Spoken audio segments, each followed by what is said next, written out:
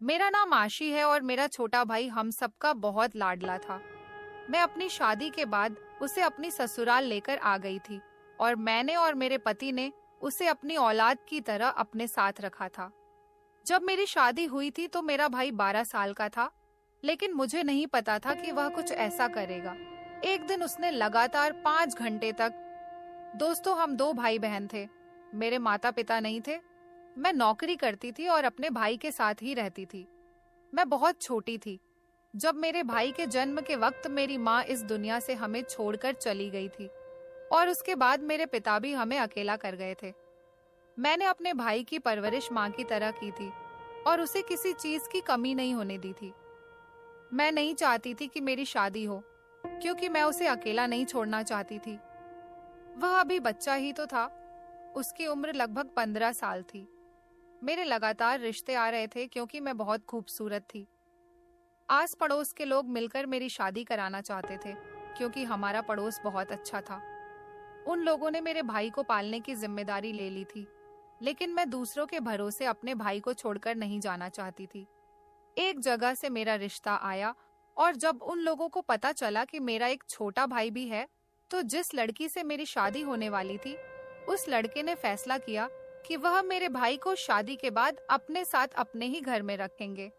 यह बात मुझे बहुत पसंद आई थी और इसीलिए मैं इस लड़के के साथ शादी करने के लिए तैयार हो गई थी। जल्दी ही मेरी शादी भी हो गई थी और मैं अपने भाई को अपने साथ लेकर आ गई थी। उधर अपने घर में हमने ताला डाल दिया था। मेरे पति ने मेरे भाई की पढ़ाई लिखाई का खर्चा भी उठा लिया था। मेरे पति का नाम सुशांत था और मेरे भाई का नाम राजू। राजू मैं उसे प्यार से कहा करती थी। वैसे उसका नाम राज था। मेरे पति बहुत अच्छे थे। ससुराल में मेरे पति के अलावा उनके माता पिता भी रहते थे और वो लोग भी बहुत अच्छे थे। शादी के 6 महीने के बाद ही मुझे गुड न्यूज मिल गई थी कि मैं प्रेग्नेंट हूँ। मेरी प्रेगनेंसी की खबर सुनकर मेरे पति बहुत खुश हुए थे। पूरे 9 महीने के बाद मैंने एक प्यारे से बेटे को जन्म दिया। मेरे घर में बच्चा पैदा होने की खुशी से मेरे ससुराल वाले और मेरा पति बहुत ज्यादा खुश थे। मेरा बेटा हम सबका लाडला था। उसका नाम मैंने अखिल रखा था। मेरा बेटा हम सबका बहुत लाडला था। जिंदगी बहुत अच्छी लगने लगी थी और दिन बहुत अच्छे से गुजर रहे थे। मैं अपने बेटे को लेकर एक दिन भाई के साथ मार्केट चली गई थी, क्योंकि मेरे पति दिन के टाइम में ऑफिस में ही होते थे। तो उन्होंने कहा होता था कि दिन के टाइम अगर तुम्हें कोई भी काम हुआ करे तो तुम राजू को ले जाया करो। मैं अपने बेटे के कपड़े खरीदने के लिए राजू के साथ मार्केट गई हुई थी और हम लोग शॉपिंग मॉल के अंदर थे। मैं अपने बेटे के कपड़े देख रही थी, लेकिन शॉपिंग मॉल में मुझे कुछ भी समझ नहीं आ रहा था। इसलिए हम लोग बाहर निकलकर दूसरे मॉल की तरफ जा रहे थे। तभी अचानक कुछ लड़के, जिन्होंने अपने मुंह पर मास्क लगाया हुआ था, वह एक बड़ी सी गाड़ी के अंदर आए और चलती हुई गाड़ी का उन्होंने दरवाजा खोला। मैं सड़क पार करने में बिजी थी और मेरी गोद में मेरा बेटा अखिल था। उन लोगों ने जल्दी से मेरे हाथ से मेरा बच्चा छीन लिया और गाड़ी में बिठाकर उसे ले गए। मैं अभी समझ नहीं पाई थी कि मेरे साथ क्या हुआ। मैं जोर जोर से चिल्लाने लगी, कोई मेरे बेटे को बचाओ। सड़क पर सारे लोग खड़े हुए तमाशा देख रहे थे। वह गाड़ी तेज रफ्तार से आई और मेरे बेटे को मेरी गोद से छीनकर वह लोग गाड़ी में बिठाकर तेज रफ्तार से ही वापस चले गए। मुझे नहीं पता था कि मेरे साथ आज यह सब कुछ भी हो सकता है। मैं बहुत परेशान हो गई थी। सड़क के किनारे खड़े होकर सारे लोगों से कह रही थी कि उस गाड़ी को रोको। मेरा भाई उस गाड़ी के पीछे पीछे दौड़ता हुआ काफी दूर तक चला गया था, लेकिन गाड़ी इतनी तेज रफ्तार में थी कि मेरा भाई भी उन लोगों को पकड़ नहीं सका था। हम दोनों भाई बहन फौरन ही पुलिस में कंप्लेंट करने के लिए चले गए। पुलिस ने हमें भरोसा दिलाया कि वह मेरे बेटे की तलाश जल्द ही कर लेंगे। मेरा रो रो कर बुरा हाल हो रहा था और मैं सोच रही थी कि मैं अपने पति को भला किस तरह से अपने बेटे के बारे में बताऊंगी कि उनकी पत्नी के हाथ से कोई उनके बेटे को छीन कर ले गया। मेरा रो रो कर बुरा हाल हो चुका था। पुलिस मेरे बेटे को ढूंढने की पूरी कोशिश कर रही थी, लेकिन मेरा बेटा कहीं भी नहीं मिला था। हमारे घर में सब लोग बहुत परेशान हो गए थे, क्योंकि एक मेरा बेटा था जिसके आने से घर के सब लोगों के चेहरे पर 24 घंटे मुस्कुराहट रहती थी। और जब से मेरा बेटा गायब हुआ था, सभी लोगों के चेहरे उदास पड़ गए थे। ऐसा लग रहा था जैसे सब लोग खाना पीना भूल गए। लगभग 1 हफ्ते तक मेरे बेटे को पुलिस तलाश करती रही। उसके बाद पुलिस भी हार मान गई थी और मेरे बेटे का कुछ पता नहीं चल सका था। मैं रोज पुलिस स्टेशन जाकर पुलिस वालों से अपने बेटे के बारे में पूछती, लेकिन हर बार पुलिस वाले कहते कि आपके बेटे का कुछ पता नहीं चल सका। वो लोग कौन थे जो हमारे बेटे को ले गए थे? यही सोच सोचकर मेरा दिमाग खराब हो गया था, क्योंकि हमारी तो किसी से भी दुश्मनी नहीं थी। अगर किसी ने मेरे बेटे को पैसों के लिए किडनैप किया था तो वो लोग जरूर पैसे की डिमांड करते, लेकिन ऐसा कुछ भी नहीं था।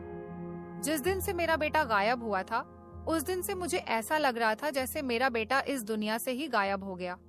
उसके किसी को भी कोई खबर नहीं मिल सकी थी, ना हम लोगों को और ना ही पुलिस वालों को। मैं इस हकीकत को बड़ी मुश्किल से एक्सेप्ट कर पाई थी।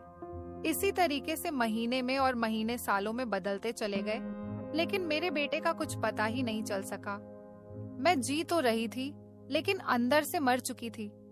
मेरे बेटे को गायब हुए लगभग 10 साल हो गए थे, लेकिन अभी तक उसका कुछ पता नहीं चला था, और ना ही इस दौरान मुझे कोई दूसरा बच्चा पैदा हुआ था। घर का माहौल भी बस नॉर्मल सा ही था। मेरा छोटा भाई मुझे हंसाने के लिए हमेशा मुझसे हंसी मजाक करता रहता था।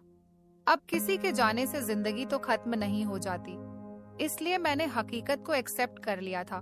और जब मैं खुद ठीक हुई तो मेरे घर वालों के चेहरे पर भी मुस्कान आ गई थी, क्योंकि मेरे बेटे के गायब होने से सब लोग जैसे मुस्कुराना ही भूल गए थे। मेरा भाई भी अब जवान हो चुका था। मुझे तो पता ही नहीं था कि मेरा बेटा इस दुनिया में है भी या नहीं। मैं हर रात उन दरिंदों को बुरा भला कहती थी जिन्होंने मेरे बेटे का किडनैप किया था। वह दिन मेरी जिंदगी का सबसे बुरा दिन था। मेरा भाई जॉब करने लगा था। उसकी बहुत बुरी आदत थी।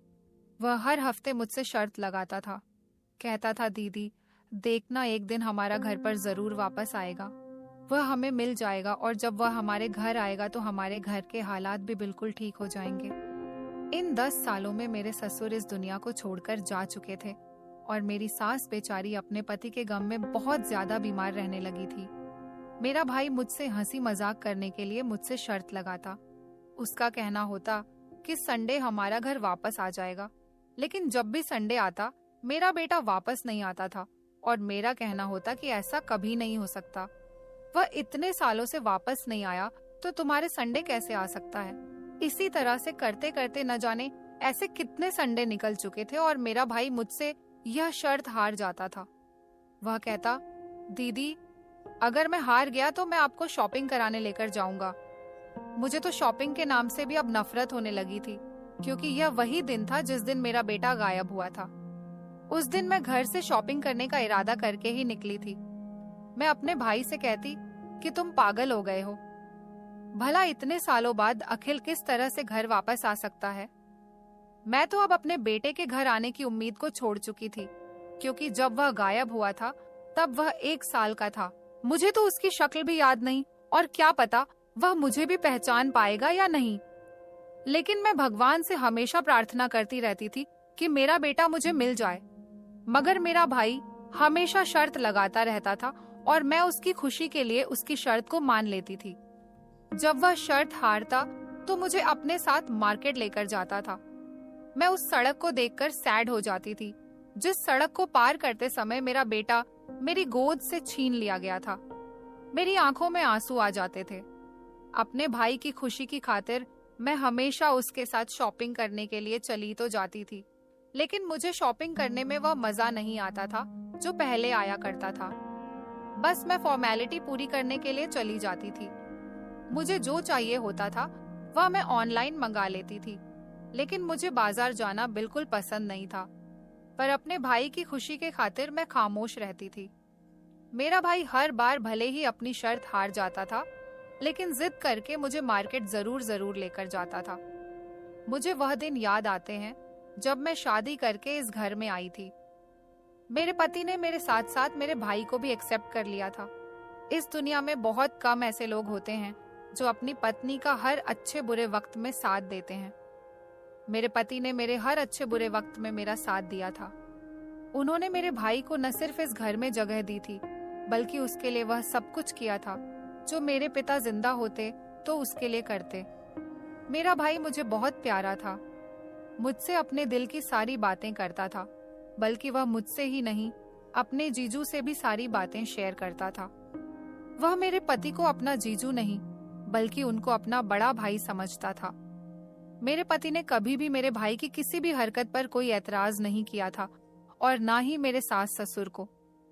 मेरे भाई के मेरी ससुराल में आकर रहने पर कोई ऐतराज हुआ था, बल्कि उन्होंने भी हमेशा मेरे भाई को अपना बेटा ही समझा था। मेरा भाई भी उन दोनों को अपना माता पिता समझता था और उनका बहुत कहना मानता था, बल्कि मेरी सास की वह बहुत सेवा करता था। अभी कुछ सालों पहले जब मेरे ससुर की मौत हुई थी तो मेरी सास बहुत ज्यादा बिखर गई थी और वह बीमार रहने लगी थी। इधर मेरे दिल पर भी अभी मेरे बेटे का सदमा लगा हुआ था। मैं भी संभल नहीं पा रही थी और मेरे पति नौकरी करते थे।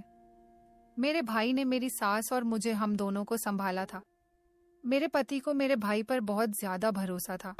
कभी कभी मैं देखती थी कि मेरे पति बहुत ज्यादा परेशान रहते हैं, मुझसे कभी कभी ज्यादा बातचीत भी नहीं करते। मुझे लगता था कि शायद उन्हें भी अपने बेटे की याद आती होगी। भला मैं अपने बेटे की माँ थी तो वह भी तो उसके पिता थे। मैं कभी इस बात को वहम समझती तो कभी उनसे पूछने की कोशिश कर लेती थी, सुशांत आपको क्या हुआ? आप क्यों परेशान रहते हो? क्या आपको भी मेरी तरह अखिल की याद आती है? मेरे पति कहते थे, माय डियर वाइफ, कुछ नहीं हुआ, मैं ठीक हूँ। और मेरा बेटा तो हमेशा मुझे याद आता ही है, उसे याद करने का कोई टाइम नहीं है। मेरा बेटा जब पैदा हुआ था पूरा घर उसके आने से चहक उठा था। मेरा भाई तो उसे बहुत ही ज्यादा प्यार करता था, मगर पता नहीं ऐसा क्या था कि मुझे अपने भाई की नीयत पर अब धीरे धीरे शक होने लगा था, क्योंकि मेरा भाई अब कुछ दिनों से बहुत अजीब अजीब सी हरकतें करने लगा था। किसी से फोन पर बात करता था तो बहुत चोरी चुपके बात करता था। मैं अगर उससे पूछती कि तुम किसी से बात कर रहे हो तो वह बातों को गोलमोल कर दिया करता था।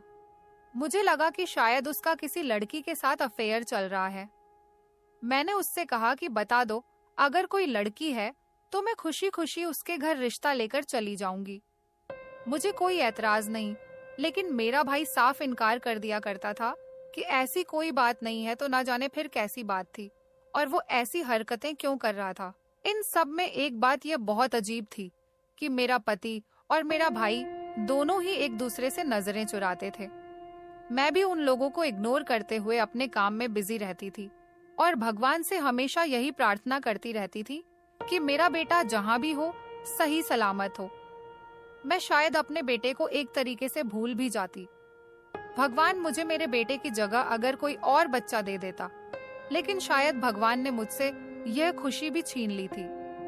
मेरे बेटे के खो जाने के बाद मैं दोबारा कभी प्रेग्नेंट ही नहीं हुई। औलाद पहली हो या दूसरी औलाद तो औलाद ही होती है। मैं अभी भी हर रात को रोती थी। मेरे पति मुझे चुप करवाते और कहते कि हमारा बेटा हमें जरूर मिल जाएगा। मैं अपने पति से एक ही सवाल करती थी कि भला आपको अभी भी उम्मीद है कि हमारा बेटा हमें वापस मिल जाएगा? जब हमारे बेटे को खोए हुए इतने साल हो चुके हैं, जब से मेरा बेटा खोया है, मेरा भाई मुझसे हर संडे को शर्त लगाता था, देखना दीदी, इस संडे हमारा दिल हमें जरूर मिल जाएगा। मैं अपने भाई को हमेशा पागल कहने लगी थी और उसकी बातों से वह मुझे पागल लगने भी लगा था। अब तो मैं अपने बेटे की शक्ल सूरत भी भूल गई थी, क्योंकि मैंने अपने बेटे को 10 साल पहले देखा था और उस वक्त उसकी उम्र 1 साल थी। मेरी ममता रोज मेरे बेटे को पुकारती थी। मेरा भाई कहता था, देखना दीदी, हमारा अखिल जरूर घर वापस आएगा और कोई खुशखबरी भी लेकर आएगा। उसके आने से हमारे घर के हालात भी ठीक हो जाएंगे और आप भी बिल्कुल ठीक हो जाओगी, दोबारा से खुश रहने लगोगी और बिल्कुल सेहतमंद हो जाऊंगी। मेरे भाई की इस बात का क्या मतलब था, यह आज तक मुझे समझ नहीं आया था। भला वह किस खुशखबरी की बात करता था? मैंने उसे अब पूरी तरह से पागल समझना शुरू कर दिया था। कभी कभी मुझे सपना आता था कि नींद में मेरे सामने कोई बच्चा खड़ा हुआ है और वह कहता है कि माँ, मैं आपका बेटा हूँ, मैं आपका अखिलेश हूँ। जब मैं सुबह उठती हूँ तो मैं उस बच्चे की शक्ल भूल जाती हूँ। ये बात मैंने अभी तक घर में किसी को भी नहीं बताई थी। शायद यही मेरी सबसे बड़ी भूल थी। रात का टाइम था, सब लोग सो रहे थे। यही लगभग रात के 11:15 बजे का टाइम होगा। मुझे बहुत ज्यादा प्यास लगने लगी। मैंने सोचा कि उठकर किचन से ठंडे पानी की बोतल ले आती हूँ। मैं जैसे ही उठी और मैंने पलटकर बेड की तरफ देखा तो यह देखकर मैं हैरान रह गई थी कि आधी रात का टाइम हो रहा था और मेरे पति बेड पर मौजूद नहीं थे। मैंने अपने पति को पूरे घर में ढूंढ लिया था, यहाँ तक कि मेरा भाई भी अपने कमरे में मौजूद नहीं था। उसके कमरे का दरवाजा खुला हुआ था और वह अपने बिस्तर पर मौजूद नहीं था। मैं देखने गई थी कि कहीं मेरे पति मेरे भाई के कमरे में तो नहीं चले गए। उन दोनों में से कोई भी मुझे पूरे घर में नजर नहीं आ रहा था। मैं दबे पांव छत पर भी देखने के लिए चली गई थी। छत पर भी उन्हें ना पाकर मुझे बहुत ज्यादा हैरानी होने लगी थी। वो लोग छत पर भी नहीं थे और मुझे कहीं नहीं मिले। अभी कुछ ही मिनट गुजरे थे कि मुझे अपने घर के दरवाजे से किसी के बोलने की आवाजें आने लगी, यह जानने के लिए कि आखिर हमारे दरवाजे पर कौन बोल रहा है। मैंने चलना शुरू कर दिया और हमारे घर के गेट में एक छोटी सी खिड़की लगी हुई थी। मैंने उसे खोलकर बाहर देखा तो यह देखकर मेरे होश उड़ गए कि वहां पर एक आदमी मौजूद है जो बहुत ज्यादा जख्मी हालत में है। उसे काफी चोट लगी हुई है। वह दर्द से बुरी तरह से रो रहा है। मैंने उसे देखकर अपने मुंह पर हाथ रख लिया और फिर कुछ सोचकर उसे बड़ी खामोशी से अपने घर के अंदर बुला लिया और मैंने उसे बिठाया और उसके जख्मों पर पट्टी करने लगी। मैं पट्टी करते हुए उससे पूछने लगी कि तुम कौन हो और तुम्हारी ये हालत किसने की है। तो उसने मुझसे कहा कि मुझे एक गिलास पानी पिला दो। उसने मेरे किसी सवाल का जवाब नहीं दिया। मैं पानी लेने के लिए जैसे ही अपने घर के अंदर गई और पानी लेकर वापस आई तो यह देखकर मैं हैरान रह गई थी कि जिस जगह पर मैंने उस आदमी को बिठाया था वह वहां से भाग गया था और वह अपनी जगह पर एक लैटर छोड़ गया था। मैंने जैसे ही उस लैटर को खोलकर पढ़ा तो मेरे पैरों तले से जमीन निकल गई। उसमें लिखा हुआ था कि अगर तुम अपने बेटे को हासिल करना चाहती हो तो तुम्हें अपने भाई को मेरे हवाले करना होगा। बस उसमें इतनी सी ही बात लिखी हुई थी और मैं यह सोच सोचकर परेशान हो रही थी कि यह आदमी आखिर था कौन। मैं उस आदमी की शक्ल ठीक से नहीं देख पाई थी क्योंकि उसका चेहरा बुरी तरह से जख्मी था और वह बार बार अपने चेहरे पर हाथ रख रहा था। अब हर रोज ऐसा होने लगा था। किसी न किसी तरह से हमारे घर में ही मुझे कोई ना कोई चिट्ठी मिलती थी। उसमें लिखा हुआ होता था कि अपने भाई को मेरे हवाले कर दो तो तुम्हें तुम्हारा बेटा मिल जाएगा। भला मेरे घर में यह चिट्ठी कौन रख रहा था? ये सब सोच सोच कर मैं पागल हुई जा रही थी। मेरा पति, मेरा भाई या फिर मेरी सास, क्योंकि हम 4 लोग ही इस घर में रहते थे और यह चिट्ठी हर बार मुझे ही क्यों मिलती थी? स्पेशली यह चिट्ठी कोई मेरे लिए ही लिख रहा था। मैं किचन में खाना बनाने जाती तो मुझे मसाले के डिब्बे में मुझे वह चिट्ठी मिल जाती और कभी मैं छत पर कपड़े सुखाने जाती तो छत की सीढ़ियों पर चिट्ठी रखी हुई होती थी और हर चिट्ठी में एक ही बात होती थी। मेरे साथ तो बहुत ज्यादा बूढ़ी हो गई थी। वह कमरे से बाहर तक नहीं निकलती थी। मेरे पति और भाई वो दोनों नौकरी पर निकलते तो रात को ही घर में आते थे। उस रात मेरे पति और भाई कहाँ गए थे यह बात भी मुझे पता नहीं चल सकी थी क्योंकि जब वह आदमी जा चुका था तो मैं उस चिट्ठी को लेकर अपने कमरे में चली गई थी और उसको पढ़ते पढ़ते रोने लगी थी। अपने बेटे को याद करने लगी थी और इसी वजह से मुझे गहरी नींद आ गई थी। सुबह जब मेरी आंख खुली तो मेरे पति बिस्तर पर मौजूद थे। जब मैंने उन्हें पूछा कि आप रात के टाइम पर कहाँ गए थे तो उन्होंने मेरी बात को इग्नोर कर दिया और फिर उस दिन के बाद से मेरे दिमाग से यह बात निकल गई। मुझे अब अपने बेटे की तड़प महसूस होने लगी थी। मैंने फैसला कर लिया कि मैं अपने भाई से इस बारे में बात करूंगी और उससे कहूंगी कि यह जो कोई भी है तुम्हारी चाहत कर रहा है। तुम उसके पास चले जाओगे तो यह मुझे मेरा बेटा लौटा देगा। मुझे नहीं पता था कि यह चिट्ठी वाला इंसान कौन है। मैं अपने भाई के पास गई और उसे पूरी बात बताई। वह भी मेरी बात सुनकर शॉक्ड रह गया था। उसने कहा, ठीक है दीदी, मैं आपके बेटे की खातिर उस इंसान के पास चला जाऊंगा जिसे मेरी तलाश है, लेकिन वह है कौन? मैंने अपने भाई से कहा कि यह बात तो मुझे भी नहीं पता कि वह चिट्ठी रखने वाला इंसान कौन है। फिर कुछ दिनों के बाद मुझे सफाई करते टाइम पर फिर से एक चिट्ठी मिली और उसमें लिखा हुआ था कि तुम अपने भाई को लेकर पास वाले मंदिर पर आ जाना, वहाँ पर तुम्हारी मुलाकात तुम्हारे बेटे से भी हो जाएगी। मैंने अपने भाई को यह बात बता दी थी। मेरे भाई ने यह बात मेरे पति को भी बता दी। मेरे पति ने कहा कि ऐसे जाना ठीक नहीं है, राजू की जान को खतरा भी हो सकता है। मेरे भाई ने कहा, जीजू मुझे जान की कोई परवाह नहीं, मेरा भांजा मिल जाना चाहिए, बस यही मेरे लिए बहुत है।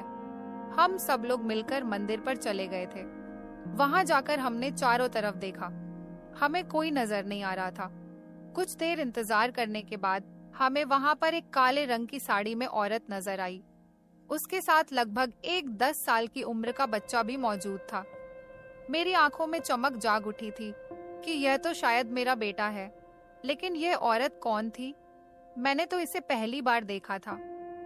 मैंने नोटिस किया कि मेरे पति के चेहरे का रंग अचानक उड़ गया था। मेरे पति के चेहरे का रंग क्यों उड़ गया था, यह बात तो मेरी कुछ भी समझ नहीं आई थी।